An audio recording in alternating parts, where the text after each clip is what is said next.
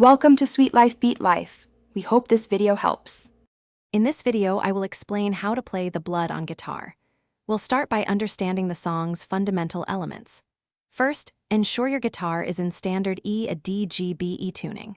Then, familiarize yourself with the main power chords, typically E5, A5, and D5. These form the backbone of the track.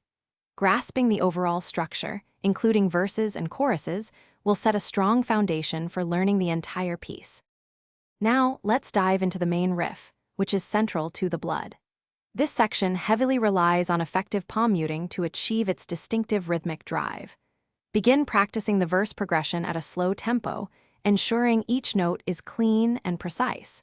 Pay close attention to the timing and dynamics, as these details significantly impact the song's feel. Using a metronome will help you maintain a consistent tempo and build accuracy. Moving on to the chorus and bridge, these sections introduce dynamic shifts. The chorus typically features more open, ringing chords, creating a fuller sound compared to the palm-muted verses. Practice transitioning smoothly from the verse into the chorus to maintain the song's flow. The bridge often presents subtle chord changes and a slight variation in rhythm, so pay close attention to these nuances. Maintaining consistent energy is key to making these parts impactful.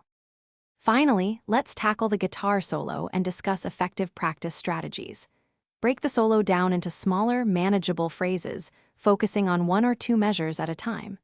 Pay particular attention to bending and vibrato techniques, ensuring they are precise and expressive. Once you've mastered individual sections, practice playing along with backing tracks to integrate everything. Consistent daily practice, even for 15 to 20 minutes, will significantly improve your speed, accuracy, and overall performance.